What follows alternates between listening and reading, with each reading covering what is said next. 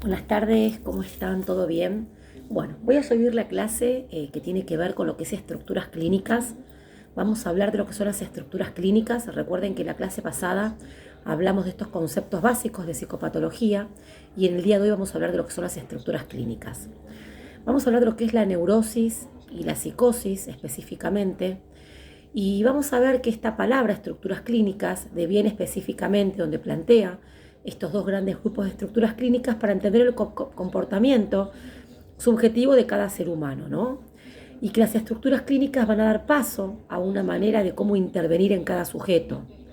Cuando hablamos de estructuras clínicas, de neurosis, de psicosis y de perversión, hablamos de términos psicoanalíticos, ¿no?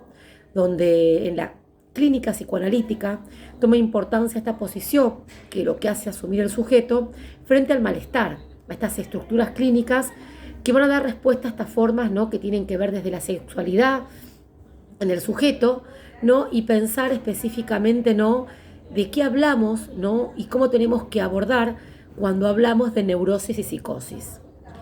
Vamos a ver que la neurosis es un trastorno neurótico, no es una enfermedad en el sentido biológico o neurológico, como el término lo dice, sino que es un concepto psiquiátrico que hace referencia a un problema específico del ser humano, ¿no? Un dilema del orden existencial que se vincula al hecho de cómo nos relacionamos con nosotros mismos y de cómo afrontamos la vida siendo conscientes de nuestras limitaciones y de nuestra propia muerte. Al ser una especie no dotada de este pensamiento simbólico, por lo cual estamos atravesados, vamos a hablar específicamente cuando estas manifestaciones, que son sintomáticas, producen no dificultades para adaptarse al entorno y para poder mantener relaciones saludables o una incapacidad para llevar adelante esta vida satisfactoria, que es cuando hablamos de trastornos específicamente neuróticos. Vamos a hablar que el trastorno neurótico se vincula al hecho de vivir esta existencia a partir de una interpretación desenfocada de uno mismo y de estas mismas interpretaciones donde a menudo persisten y generan angustia y aparece lo que es el malestar. Cuando hablamos de neurosis tenemos que pensar que se trata de personas que se frustran y culpan con facilidad, ¿no?, y que se preocupan en exceso. Cuando hablamos de neurosis tenemos que pensar, chicos, específicamente que las personas neuróticas somos nosotros, digo. Cuando hablamos de Freud, Freud dice que todos tenemos una parte neurótica, ¿no?, y una parte psicótica, pero desde un término diferente. Nosotros decimos que somos sujetos neuróticos porque estamos lúcidos, orientados en tiempo y espacio, nos podemos conectar con las emociones. Por eso este término, ¿no?, que tiene que ver con estos trastornos neuróticos, habla no específicamente que a través de estas frustraciones que aparecen y estas interpretaciones, lo que hacen es generar, ¿no?, de manera persistente esto que hablamos y decimos angustia y malestar. Se trata de personas, ¿no?, cuando hablamos de nosotros, neuróticos, ¿no?, que nos frustramos y esta culpa que aparece con facilidad, estas preocupaciones en exceso y que nunca se acaba esto de esto que sentimos, como que nunca estamos preparados, ¿no? Esto que posponer, ¿no?, estas decisiones se ven a sí mismo, ¿no?, en estas vertientes que son más perjudiciales.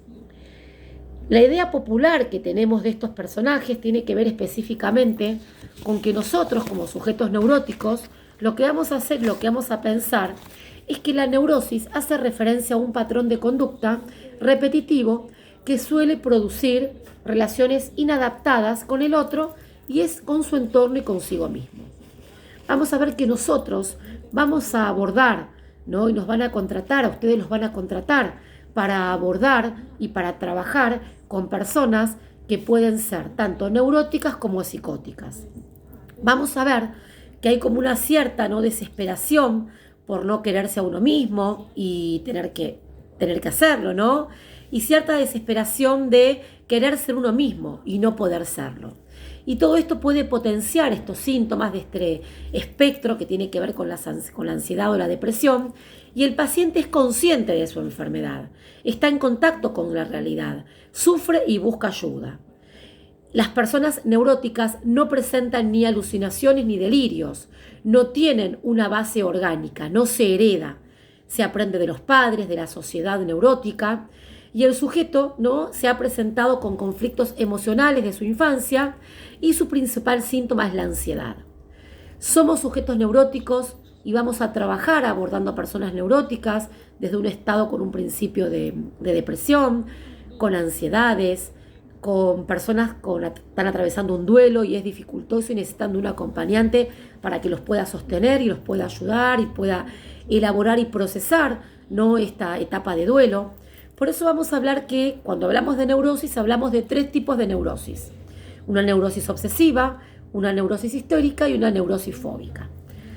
La clasificación describe estos 3 tipos de neurosis, la obsesiva, la histérica y la fóbica, donde cada una de ellas presenta diferentes modos de situarse delante del vacío existencial, donde a menudo puede producirse angustia y también pueden presentarse, ¿no?, diferentes modos de ver qué hacemos con este deseo, ¿sí? La toma de decisiones, la incertidumbre y esto complejo que tiene que ver con la relación con los otros. Vamos a empezar con la primera, que es la neurosis obsesiva. Y vamos a ver que la neurosis obsesiva está estructurada alrededor de un deseo prevenido e imposible de realizar, donde nunca acaba de llegar a su objetivo. Y que la duda, ¿no?, y esto que tiene que ver con esta postergación por sus insignias, donde todo tiene que estar bajo control. La característica esencial de la neurosis obsesiva tiene que ver con pensamientos y actos compulsivos que suelen ser generalmente desagradables, ¿no? Cuando hablamos de neurosis obsesiva, vamos a hablar de estas personas, ¿no?, que siempre tienen una preocupación, una obsesión con algo, que todo tiene que ser perfecto, todo tiene que estar estructurado, y cuando los intentás sacar de ahí, ¿no?, y no tienen las herramientas para salir adelante, realmente el cuerpo hace síntoma, el cuerpo enferma. Pero ¿por qué somos neuróticos? ¿Y por qué las personas neuróticas desde la neurosis obsesiva pueden entender y pueden pedir ayuda? Porque lo sufren, porque lo padecen, porque el cuerpo manifiesta. Y al manifestar el cuerpo, lo que podemos hacer es ayudar a un otro, entenderlo, comprenderlo y abordarlo. Después vamos a hablar de lo que es la neurosis histérica, que se fundamenta en este deseo que tiene que ver con un deseo que es insatisfecho, ¿no? Esto que da igual lo que se elija, siempre persiste esta sensación de pérdida, lo mejor siempre será lo que uno no tiene, estas decisiones que se llevan, ¿no?, que llevamos a elegir de lo que uno no quiere, ¿no?, o lo que uno lo hace sufrir, ¿no? Los síntomas somáticos son frecuentes y acá aparece lo que es la histeria de conversión, ¿no?, que tiene que ver con este tipo de neurosis, donde estas personas que están todo el tiempo con irritabilidad, personas, ¿no?, que están todo el tiempo atravesadas por nerviosismos, donde uno nunca está conectado con el deseo. Siempre aparece algo y también el cuerpo hace síntoma y el cuerpo también enferma. Por eso también desde la neurosis histérica la persona lo puede detectar, sufre, lo padece, por eso está dispuesto a poder recibir ayuda y por eso la puede pedir. Desde la neurosis fóbica, ¿no?, es lo que se busca y lo que buscan es evitar el contacto con lo que quiere o con lo que le gusta. El miedo va dirigido a esta vida, a la angustia, a fomentar estas conductas que son evasivas, y el síntoma predominante es la ansiedad. Pueden darse síntomas somáticos graves, crisis de pánico, y los síntomas que aparecen rápidamente y aumentan como con intensidad. Algunos pacientes desarrollan dependencia al alcohol y a otras sustancias. Y acá aparece lo que tiene que ver con la historia, ¿no?, con la histeria de angustia. La neurosis fóbica no hablamos solamente de la fobia que tiene que ver, ¿no?, con cuando decimos, ay, tengo fobia a una araña, un insecto. No. Estas estructuras de personalidad, cuando hablamos de la neurosis fóbica, es una modalidad fóbica, histérica u obsesiva, y lo que hace es responder a un abanico muy amplio, desde estas formas más banales y cotidianas hasta las modalidades que son más mórbidas, ¿no?, que nos llevan a estos pensamientos incluso de muerte. Y pueden presentarse manifestaciones sintomáticas, agudas, desde crisis de angustia, que pueden ser severas, hasta diferentes formas de que aparezca una depresión o esta somatización. Los diagnósticos y tratamientos, cuando hablamos de neurosis, para realizar este diagnóstico o este tipo de afecciones es fundamental tomar en cuenta esta historia de vida del sujeto con la finalidad de localizar estas causas de origen con un patrón de lectura desenfocado, ¿no?, para poder establecer un tratamiento, ¿no?, que tenga en cuenta esta singularidad, ¿no?, en base a su historia.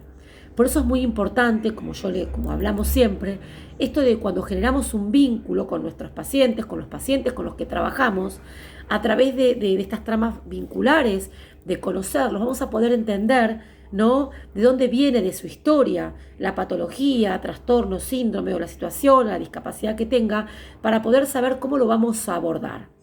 Y el tratamiento de base de la neurosis, ¿no?, desde el término psicológico, es según el nivel de gravedad. Puede ser un tratamiento que esté combinado con psicoterapias, tratamientos farmacológicos, no farmacológicos, diferentes dispositivos de abordaje. Si hablamos de psicoterapia, está dirigida a cambiar estas cogniciones equivocadas y la interpretación que está desenfocada, no en un sujeto que ha construido, ¿no?, sobre sí mismo. El tratamiento farmacológico tiene un papel, ¿no?, de apaciguador de los síntomas agudos y cuando estos sobrepasan un umbral de sufrimiento personal. Y acá aparece la parte psicofarmacológica que solamente quien puede medicar y diagnosticar es el médico psiquiatra. Y es quien se va a encargar de suministrar, ¿no?, cuál es la dosis de medicación, de psicofármacos que se necesita para poder abordar a este sujeto. La neurosis nos ayuda a recordar que el tratamiento desde este malestar emocional no debe ser dirigido solamente a esta supresión de los síntomas agudos, sino que se debe tener en cuenta esta estructura de la personalidad de estas causas, ¿sí? La neurosis es una afección que es vivida como una metáfora al expresar que en su malestar hay una serie de significaciones y sentidos internos que están reprimidos. ¿Cuáles son los síntomas de la neurosis? La sensación de angustia sin saber por qué, sentimientos intensos de culpabilidad, sentimientos de inferioridad, envidia e ira, sentimientos de inadecuación e insuficiencia ante la realidad, inhibición y poca espontaneidad, conductas compulsivas, pensamientos obsesivos y autorreproches constantes, preocupaciones catastróficas y reales, fobias hacia objetos, animales, situaciones o lugares, incapacidad para tolerar frustraciones y dificultades cotidianas y lo que tiene que ver con la insatisfacción sexual. Además, también pueden presentarse sintomatizaciones sin causa a raíz de algo médico, aparente como parálisis, dolores, impotencia psíquica y sexual, insomnios, tics, vómitos, cegueras, ataques de pánico, ACV, entre otras situaciones significativas. Y fíjense que cuando hablamos de neurosis, hablamos específicamente no de nosotros, no que somos sujetos, que estamos conectados con la realidad, lúcidos, orientados en tiempo y espacio, y donde lo que vamos a hacer es pensar que a través de ciertas situaciones significativas por las que podemos pasar o por las que podemos estar atravesados, ¿sí?, cómo nosotros vamos a poder aceptar la ayuda, tomarla, modificar y así también, ¿no?, pedir ayuda si es necesario. Por eso estamos lúcidos, orientados en tiempo y espacio y estamos conectados con las emociones. Esto tiene que ver con lo que es la neurosis. Ahora vamos a hablar con el de la psicosis, que es algo totalmente diferente. Es todo lo contrario. Cuando hablamos de psicosis, hablamos de tiene que ver, ¿no?, con, no hablamos de cura, ¿sí? La psicosis no tiene cura. Dentro de la psicosis entran la esquizofrenia, el trastorno de personalidad, trastorno límite de personalidad y trastorno bipolar. Ninguna de estas estructuras tienen cura. Lo que nosotros hacemos cuando acompañamos a un sujeto psicótico es tratar de mejorar su calidad de vida, que el paciente pueda estar estabilizado emocional y psicofarmacológicamente y que el paciente pueda de a poquito empezar a tener autonomía en ciertas y determinadas cosas, ¿sí? La psicosis o trastornos psicóticos son un trastorno mental grave que altera profundamente la capacidad mental de un individuo y que altera lo que tiene que ver con la percepción de la realidad. Ideas delirantes, alucinaciones, viven la realidad de una manera diferente a las demás personas.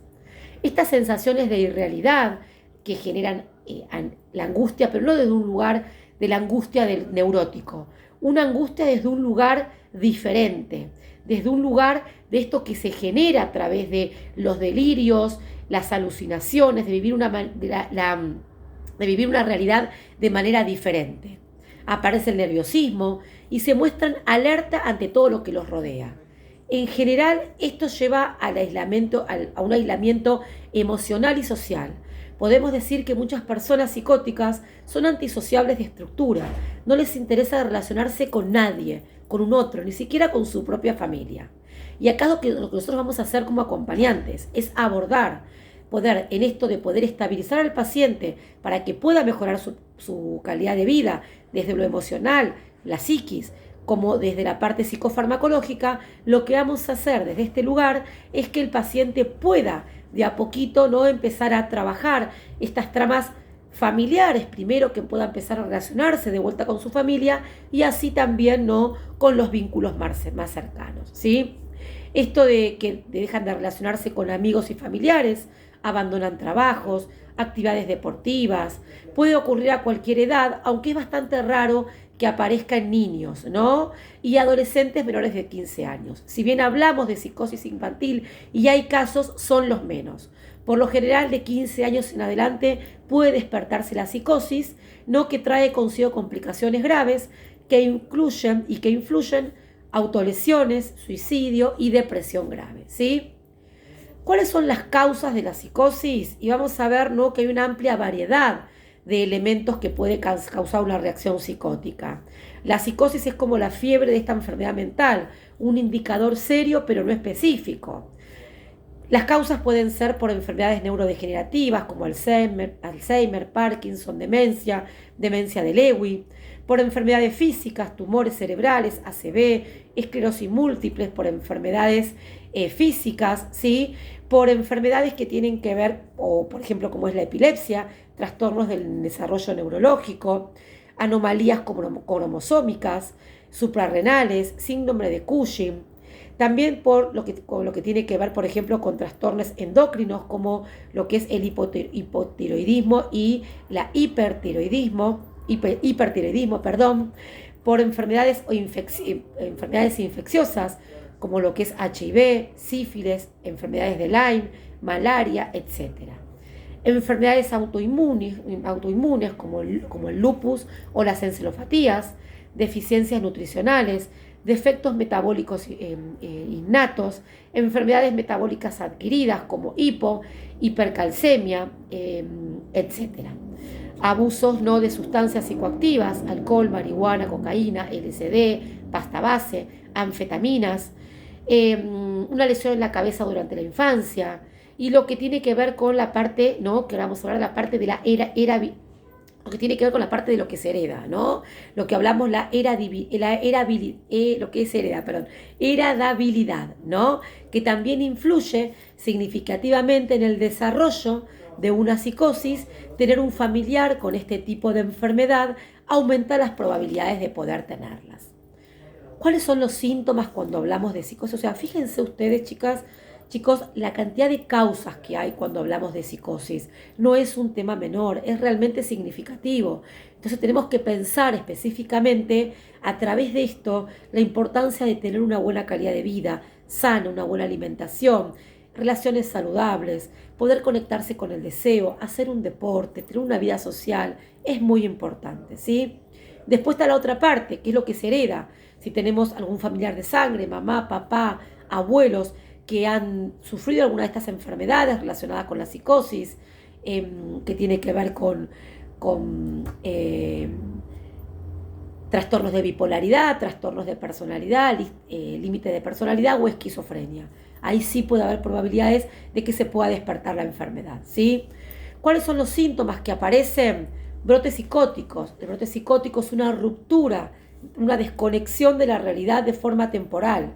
La persona no distingue si lo que pasó es real o ficticio y aparecen las alucinaciones, los delirios, y las personas con un trastorno psicótico pueden demostrar, ¿no?, un estado de confusión, hablar rápidamente y cambiar de tema también repentinamente.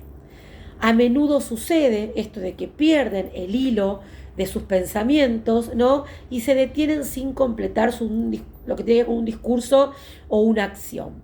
Además, el sujeto es incapaz de darse cuenta de sus propios trastornos y actitudes anormales. Otros síntomas influyen o incluyen estas dificultades en la concentración, ansiedad, agitación, aislamiento social y trastornos del sueño y mal humor. El sujeto con trastornos psicóticos, ¿qué puede experimentar? Alteraciones que son sensoperceptivas, alucinaciones. El individuo puede ver, oír, sentir u oler cosas que en realidad no existen y que son independientes de su voluntad, ¿no? También es habitual que el paciente hable solo, que eso se llama soliloquios, ¿no? Y que puede oír voces a través de un interlocutor. Después aparece, ¿no?, esto que tiene que ver con las alteraciones del pensamiento y los delirios, donde aparecen creencias erróneas, irrefutables a la lógica, discursos incoherentes, ideas extrañas o bloqueo mental, y en este sentido el paciente puede creer que es observado, que la gente habla no de lo que se percibe a través de diferentes o que se traman cosas que son en su contra.